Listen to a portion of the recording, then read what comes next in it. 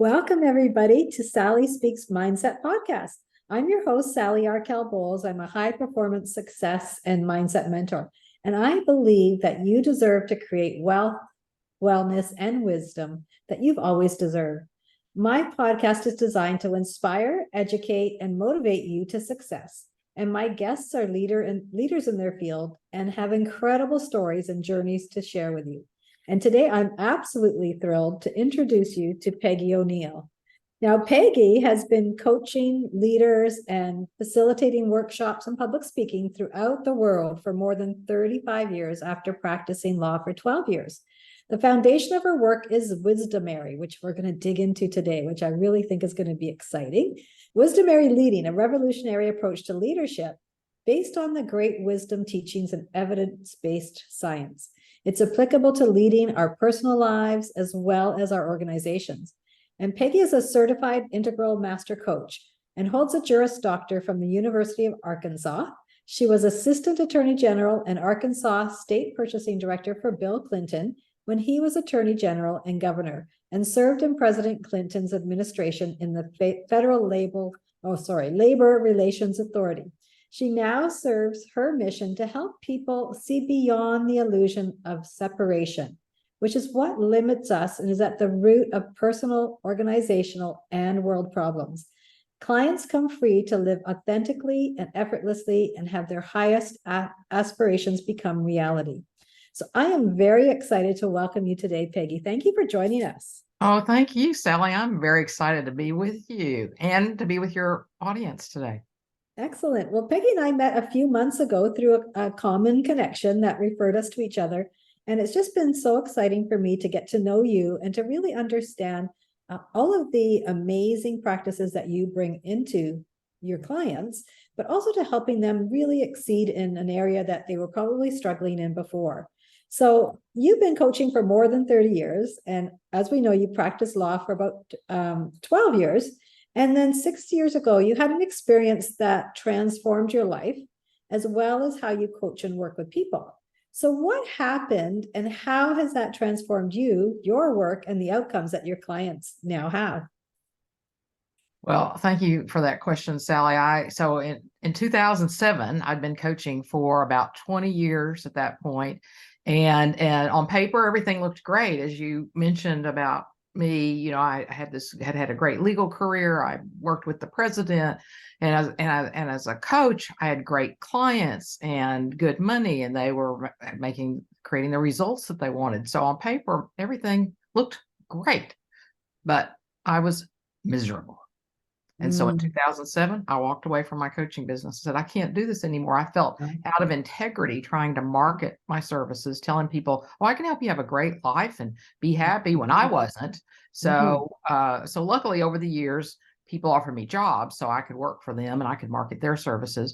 But it took another 11 years before I came across the great wisdom traditions. I really wasn't looking. I'd kind of given up because I didn't know where to look to solve this missing piece.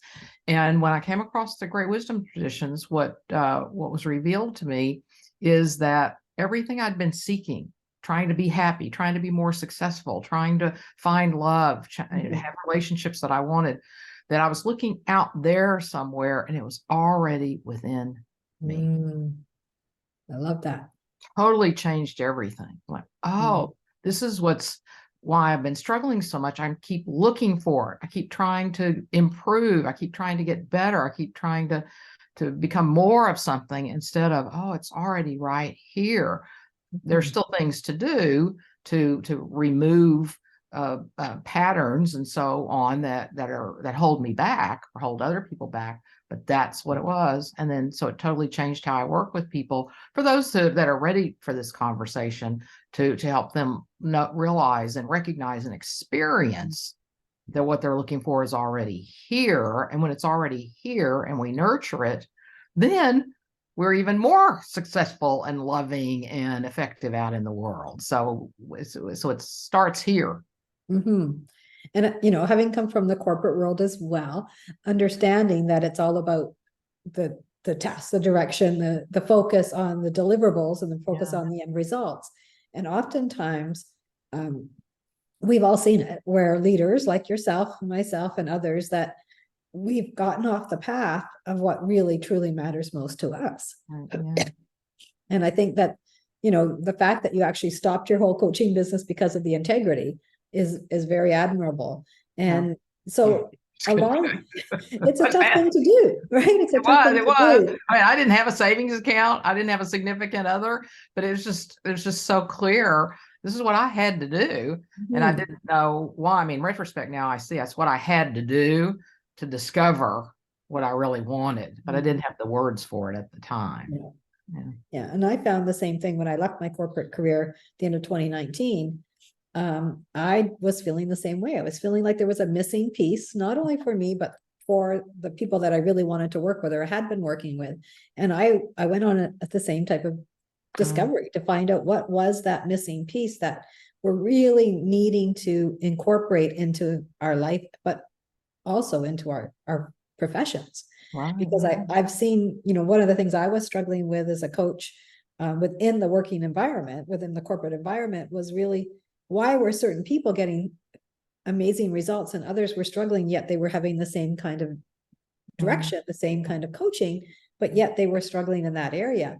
And although I'd coached people in leadership roles for my whole career, there was some that really caught on and others that wouldn't. And so it was really interesting for me to go on that same kind of discovery and actually understand more about the human psyche and also about the energy and the emotional attachment we have to creating our success. So when you're talking about the foundation of your work being wisdomary leading, sorry, which that came from that experience, why do you say it's a revolutionary approach to leadership and living based on this new mind-blowing understanding of the nature of reality that really unleashes these possibilities? So what is it that has created that? Well, so another thing that I discovered in the great wisdom traditions, and a lot of people talk about this, is that we're all one being.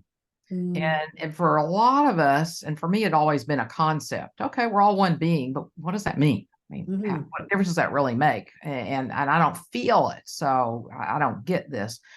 So what I discovered is that we are actually all one being, and this belief in separation is what causes us to be unhappy. We feel separate from other people, from the universe, from our source, or from ourselves. Because if we feel separate from the source, universe, other people, the earth, then we're going to feel separate from ourselves. And so it causes us to be unhappy and not know what we want. And then it also causes conflicts in organizations and in families, and we see wars. And it also is the basis, the root of why we don't take care of the planet. We believe we're separate from it. So of course it doesn't really matter what we do to it. I mean, we know better, but still there's this sense of separation that keeps that at play. And so it becomes mind-blowing when we really start investigating that that's reality. And now science is totally aligning with this. Neuroscientists cannot find a separate person. And as scientists have tried to find the nature of matter, they think there's matter, matter, and they can't find matter. They think consciousness, they've called it the hard problem of consciousness, trying to discover how does matter create consciousness? How does our body create consciousness? And what scientists are now discovering is consciousness is everything. Everything arises out of consciousness. Everything is informed by consciousness. Everything is made of consciousness. And so that's why it's so mind-blowing. And yet science has been saying this for 100 years, and the wisdom traditions have been telling us this for 2,000 or so years. Yeah. So, and there's a way that we can experientially know this for ourselves. Otherwise, it's concept, and that won't make any difference in our lives. But as we do what's called self-inquiry, we turn around, look within. It's also called the direct path, where we don't try to get somewhere, but we turn around and look within. We can experience this for ourselves. Like I can give an example right now. Sure, give me an example. Yeah, so this is also all of these are challenging at the beginning because we haven't really thought this way or explored this. But one opportunity to notice that there's no separation is to recognize, whoever's watching this or listening to this, that you cannot separate the hearing and the seeing from your experience. So we want to think we see something over there, or we hear something over there, which by implication is that's where the sound's coming from, or that's where I'm really hearing it from, is over there, or seeing it is over there. But when we look at our own experience, it's right here.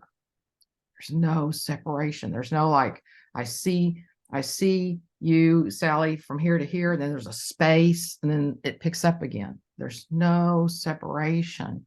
And we can start experiencing what we normally think of as the space that separates us, as really the space that keeps us connected. I love that. And, I think it's becoming more and more prominent. I don't know if it's because of what we're going through, like you said, from a world perspective, a global perspective, from the environment, as well as industry, a lot of politics, the wars that are happening, the disputes, the advent of all of the technology that's leading us towards a lot of different opportunities to explore things like the wisdom of the ages, right? And I'm seeing a lot of people are starting to navigate toward that type of understanding and say, there's got to be something more than myself. And I'm seeing that more than ever. And especially after what we've been through in the last 4 or 5 years, I'm seeing that people are looking for different answers.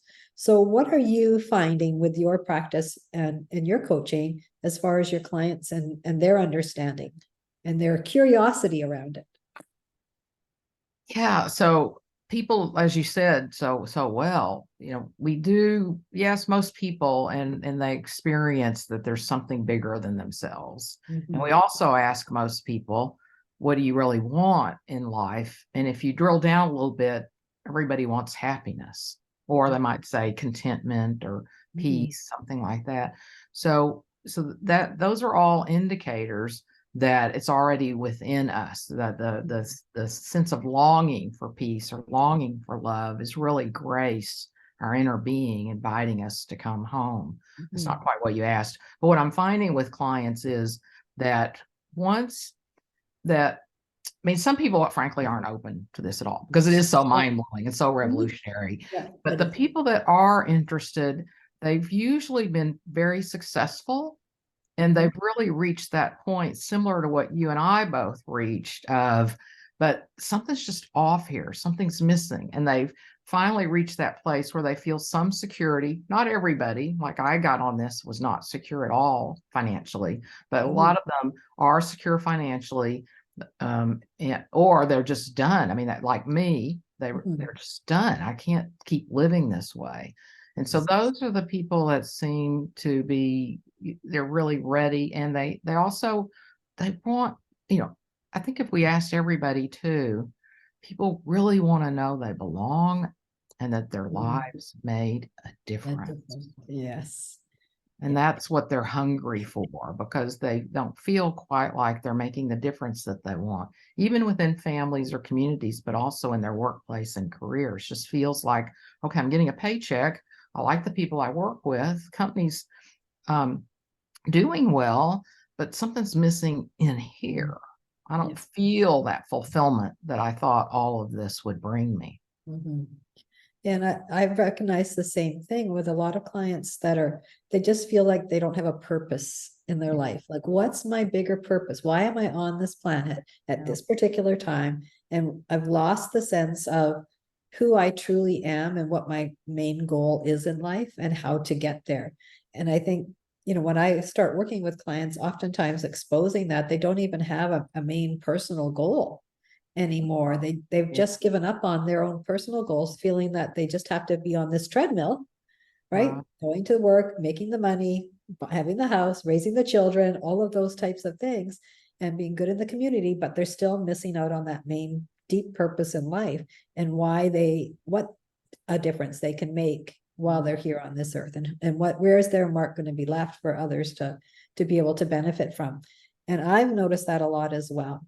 And I think it's very interesting to see that, because at the same time, there are opportunities like what you're talking about. You're calling it mind blowing. And for a lot of people, it is mind blowing. They've never investigated this before. But when they do, what's their feeling? When they actually embrace it, what's their feeling? Hmm. Well, first, a lot of hope, a lot of Mm, like, oh, yes, and relief. In fact, I've had people over and over and over again when they're introduced to this just say, oh, I feel such relief. I can yes. stop looking. I can stop going out there. It's here. Now, I still might Mm, need to discover it or do some things so that I can experience it and know it and see it, mm, so to speak. But such relief, and then excitement for, I wonder what it is. I wonder, where my life is going to go. And of course some trepidation too, because part of entering into this path in life or living this way is the uncertainty of it. But it can also be exciting, this adventure, mm. this great adventure that we're Yes. going to be on. And their hearts typically open. They become Oh, much more relaxed and open to mhm, life. And so mhm. relationships start shifting as well. And I think that's a big key, because when we Mhm, come from inside, the heart is leading, right? mhm, Not our head, not our thoughts that we keep putting through on the things that we have to do. It's what do we get to do now? How do I get to show up? How do I get to live from the place of beauty and harmony and abundance and joy? mhm. And so you've probably designed hundreds of practices within your practice for your clients. So what would you be open to sharing with us at least two of the things that you have been able to offer to people to experience that happiness, that peace, that love, I mean, I'd and love to. relief? I'd Yeah, love to. And awesome. so it'll really wind up being three, because the one I offered a while ago, a few minutes ago, to keep that up until it really kind of clicks. And so the way Mhm. that could be framed is just, can I can I separate myself from anyone or anything? And as we go throughout the day, we can notice, can I separate myself from anything? And then don't you, again, just exactly what you said, don't listen to our thinking, but in our experience, can I separate myself? In fact, that's really the better way to say it. In my experience, can I separate myself from anything or anyone? So Mhm. that's an extra one. So one is what I call a merging meditation. So do you want to do that? It just takes a couple of minutes. You want to do that? Sure, let's do it. Okay. All right. So if the person watching this is, if you're open to closing your eyes, do that. Of course, if you're driving listening to this, do not close your eyes. But otherwise, if you'll close your eyes, if you Yes. don't want to close your eyes, you can look at a space 6 to 8 feet in front of you, soften the muscles around your eyes and soften your gaze. And as you close your eyes, just again, try not to listen to your thoughts and just put your attention on your body and the energy of your body. Thoughts will arise. You can just not pay attention to them. And feelings will arise often when we're still. We notice some emotions and feelings, and we can just also not pay attention to those. And then you might notice the energy of your body, the vibrational energy of your body. You might not. This is unusual. So if you haven't done it before, so that's okay if you're not experiencing that.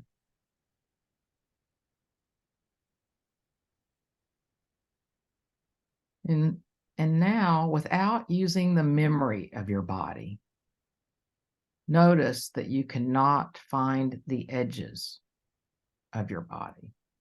Mhm. You might notice some pressure where your feet are touching the floor, your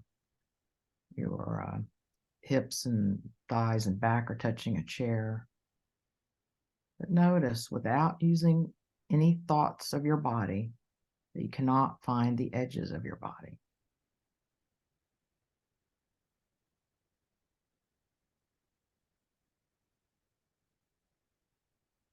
And allow yourself to experience yourself merging with the field around you.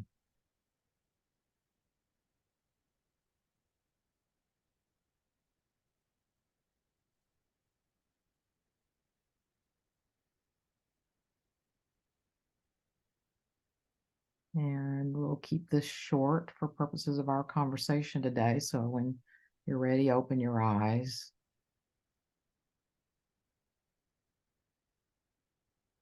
I So love that's that. great. Thanks. Were you were you able to experience not being able to find the edges of your body? Yes. Yeah. Yes. So that can help us start experiencing in our whole body, feeling oneness, feeling Mm, that deep connection. And that helps us, like what you're talking about, what we're both talking about. What's our purpose? Why am I here? When we can relax that way and feel that deep connection to all that is, then that can help us listen better. Or those are times when insights can come as well. yes. So, yeah. Yeah, that's awesome. Because I know that, I do a lot of meditation as well, and Mm. I see a lot of energy. I always see a lot of Oh, movement and wow. energy around me. And because of that, it actually fills me Oh, much yeah. faster than if I was just going through my day to day and Mm. ignoring that energy field. Mhm. Because it really does help me to just ground my body, see where the energy is flowing, and then be Mm. able to really tap into the energy where I need it to be. Oh, So I beautiful. don't know if your clients go through that type of experience as well in working with you, but I know that it's a practice that, with meditation regularly, you can start to do that. I Yeah, we also do. do that a lot with vision casting. Do you do vision Mm, casting in I your? don't. No, I okay. don't. Mhm, Yeah. mhm. So now what's another practice that you Yeah, have another one. Another one is the way of the heart. So it's when we can do this at any time, but one time we can specifically do it is when we know we're going to be with people, maybe a meeting or we're making a phone call or a Zoom call or going to be um, talking with somebody. Then we can put our attention on our heart. So put our attention on our heart. We can put our hand on our heart if we want. We don't have to, and experience the beating of the heart, just the attention on the heart. And then with the intention so focus on the heart, put our attention there, and then allow the heart center to open, to be more open, and feel the energy of the heart expanding, and then to bring the intention into any conversation of Mhm, leading with the heart. mhm. Nice. And just return to that all day long when we're going to see, be with somebody, just our attention on the heart, sink into our heart, allow it to open, expand, and invite ourselves to lead with our heart. Sometimes it'll work, sometimes it won't, but that doesn't mean anything. We just keep at it and just keep opening our heart and be there fully with another person from our heart. Mhm. Yeah, and I think that's a key, especially when you're in, your working environment, when things are sometimes moving fast and all of a sudden, as a leader in a lot of positions, you have people that come in with a lot of anxiety or, they're fearful about something or something's just happened that they need answers for and they're coming to you for guidance. And so just taking that deep breath and really centering before that conversation or as that conversation starting, is that something that you would recommend for people that are in that leadership type of role? Oh, most definitely. Yeah, leading with the heart, most definitely. Because back to we're all one, we're all always influencing each other. We're Yeah. always so that a leader that's leading with the heart and the heart opening is going to have people around him or her that are more open to them. It Mhm. creates a more resilient environment, a more productive environment, a happier environment, a more fulfilled place to work when they feel, because people then feel seen, listen Mhm. to, they experience that caring or even love, if you will. Obviously, not romantic love, but that open Mhm. hearted Yeah.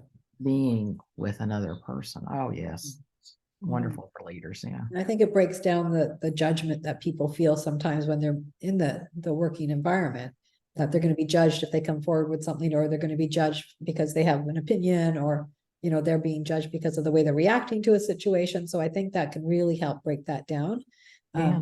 especially at the leadership level, but also for anybody. They can bring that forward to any conversation, especially when they're feeling like there might be a bit of anxiety going in to speak to the boss about something that is Mm, upsetting them or that they care about and they want to see a change.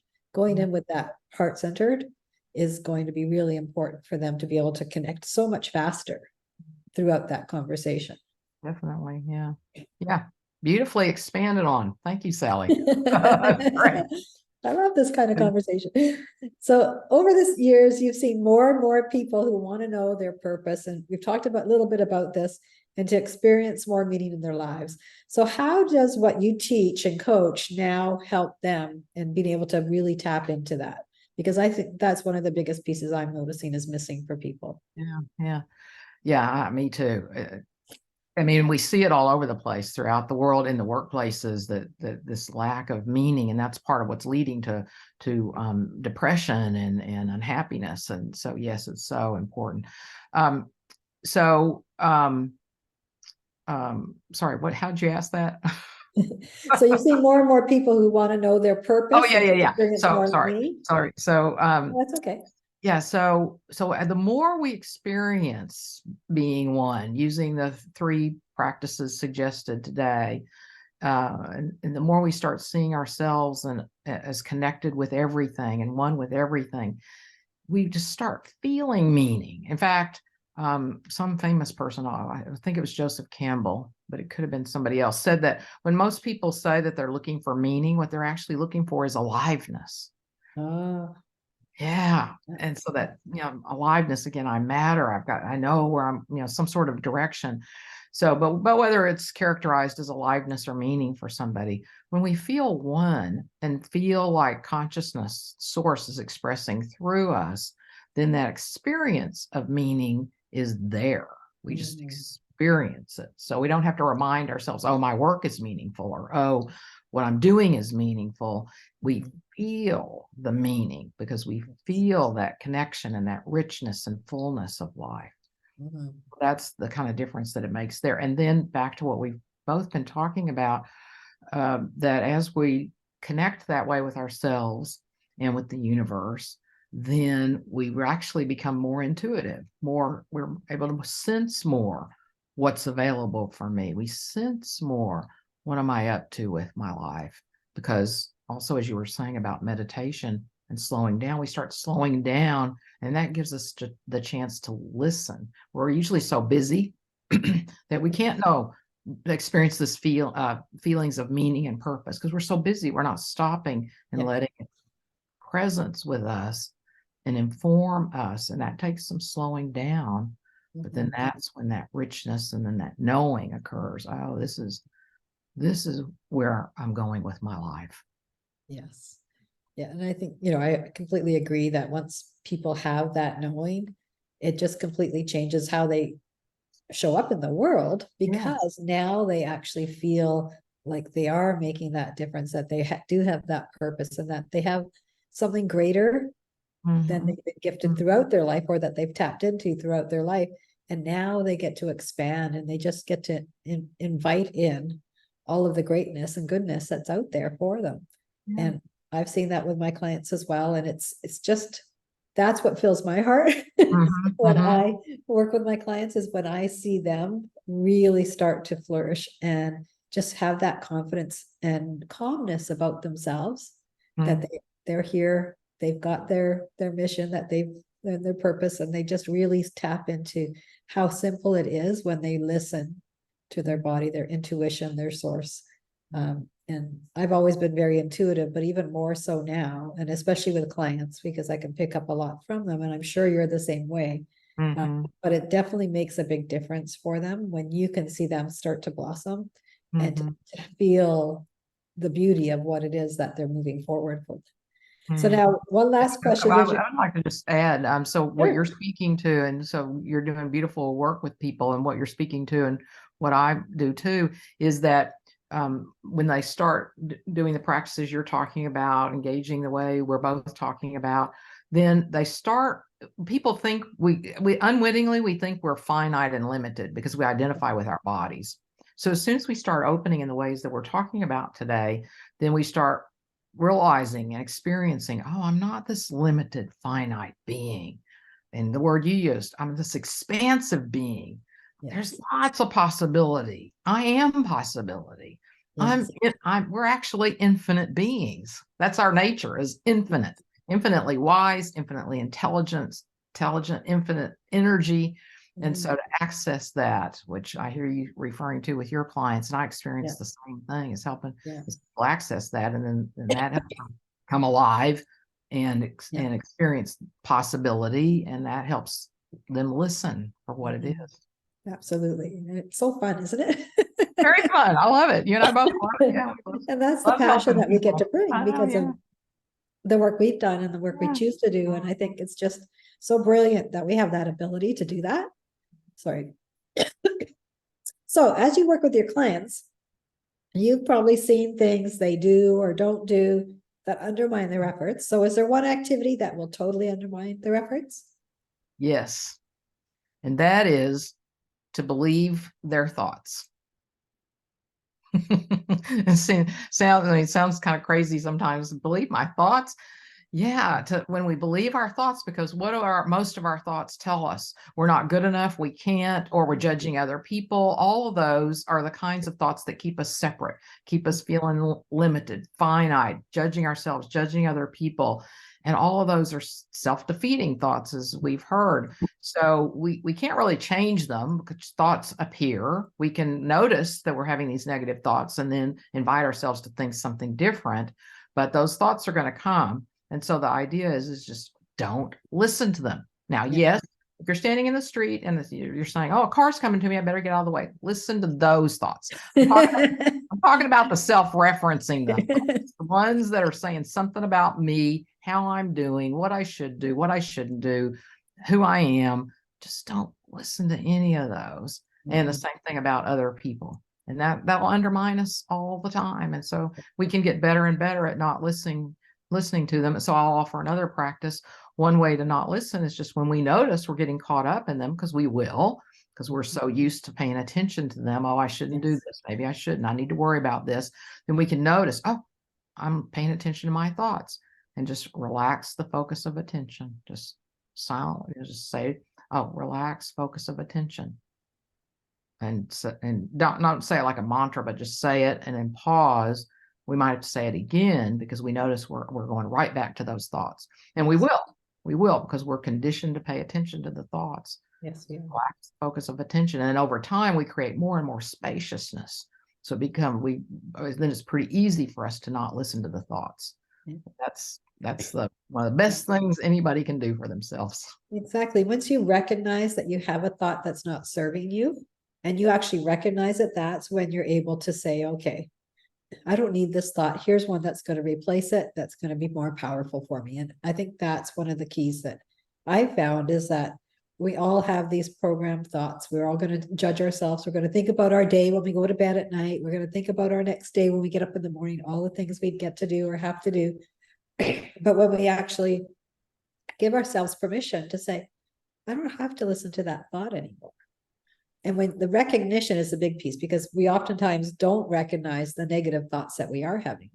And that can take us off our game really quickly. And it can just spiral. Like you said, it just spirals at times. And it's like, wow, why am I being so, I would never say these things to somebody else. Why am I saying it to myself? Why am I thinking it? Right. And so I think that's a really great observation. So thank you for that. So now I really appreciate the time we've had today. So how can people get in touch with you? They can email me. If anybody has any questions, wants to chat about this, they can email me at Peggy-O'Neal, ONEAL.com, or they can go to my website, www.Peggy-O'Neal, again, ONEAL.com, and sign up for my weekly newsletter that has I offer a complimentary workshop once a month and articles every week about this topic. And so those are the best ways to get in touch with me. Awesome. And so I found you on LinkedIn, or that's how I was referred to. So you're on LinkedIn as well. I'm on LinkedIn. I have a Facebook group, Answering the Call. Okay, perfect. Excellent. So we will put those links up as we post up the podcast. So definitely reach out to Peggy. She's an amazing woman. I just feel so honored to have met you this year and enjoy the friendship that we've created. And I love that we're like-minded and like-sourced as far as that goes. Right. That's great. Well, I heard this recently, like-spirited. I love like-hearted. Any of those. Yeah. I love those. Yeah. That's awesome. So thank you so much for joining us today. And any last comments? just thank you, listeners, and I appreciate really being with you today, Sally, and wish everybody great meaning and love and peace in their lives. Awesome. Thank you for joining us today, Peggy. You're welcome.